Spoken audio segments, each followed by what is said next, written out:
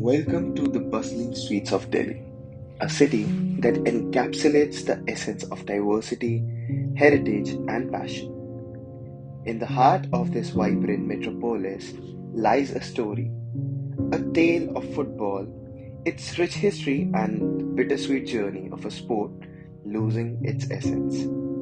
Today, we embark on a captivating journey through time where the rhythm of the game once echoed through every street and neighborhood, shaping the dreams and aspirations of countless individuals. Join us as we delve into the uptold story of Delhi football, a story that intertwines the triumphs and challenges, the glory and the fading echoes, capturing the essence of a game that was once the lifeblood of this city.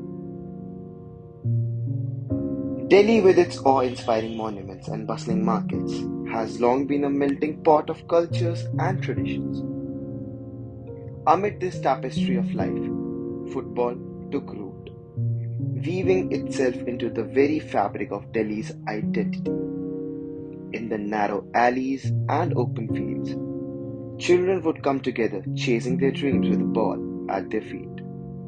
These streets were their stage, their playground, where talent flourished and heroes were born.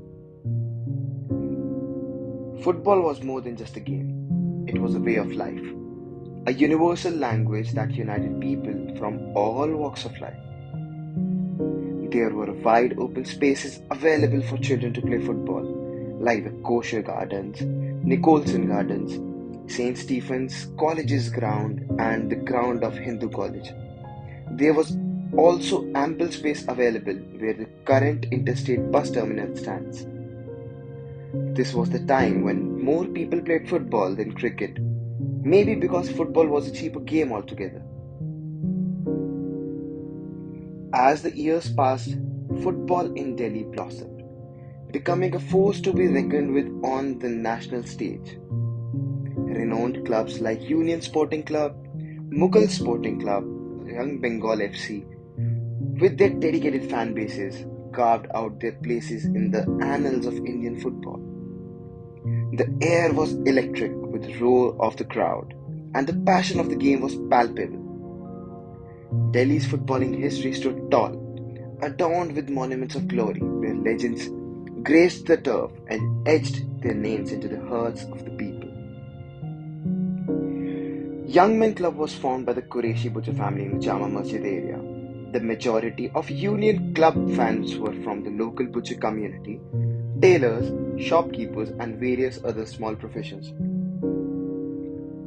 This was the time when thousands of people gathered together to watch football matches since it was the only recreational activity after cinema available to people. This was also the time with no communal problems, which allowed people of all communities to play together in harmony. Local tournaments used to happen in a small 4 to 5 day pattern and were not officially organized, but organized by local people only. Small gifts in kind or cash were given to the winners of the competitions.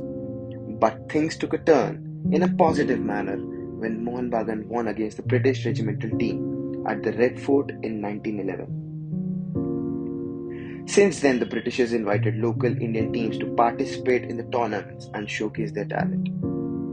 The Tommies had no class bias, which allowed people from all communities to participate. By the 1930s, a local league started upon the formation of Shimla Youngs, which was a team of the British capital, since Shimla was the capital back then.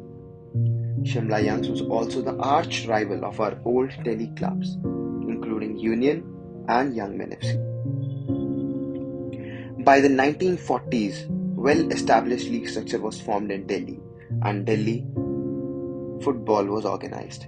Every year, it was in 1944 when Delhi won its first Santosh Trophy title, and the only title they have to date.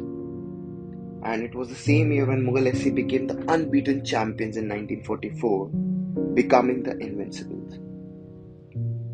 Credit to the Britishers, they created simple playgrounds wherever they went and allowed people to take a football in a big way. And this energy was channelized in such a way that football became an activity 10 months of the year in Delhi. Credit is due to the Bengali, and Muslim populations, since it was them who inspired football in Delhi. And they continue to do so in their own ways. The Red Fort area back then had no security problems and had lush green patches of grass, which was perfect for people to play football. And thousands of people of all age groups enjoyed playing football in those fields. Makeshift goalposts were made, and there was no infringement by the police at all.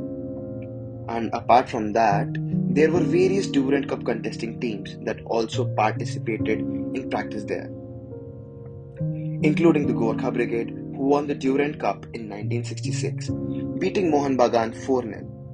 There was no fancy protein diet back then, and the only snacks that the player would get were butter toast and samosas. And if we talk about the winter season, the best go-to snack was jalebi and hot milk in Chandni Chowk. The famous Kareem's Hotel got its fame because it was the only restaurant which provided free meals to the players who won the league in Delhi, and it continues to do so to date with new teams like the Delhi Elites FC. But alas, the winds of change have blown through the city. Through the turbulent times of partition, the city lost many of its footballing legends, including Usman Jahan and many more, who were once part of the only Indian team which won the Asian Games in the 1960s.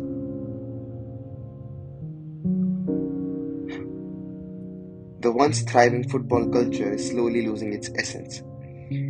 Fields that once witnessed battles of skill and determination are now overgrown with neglect.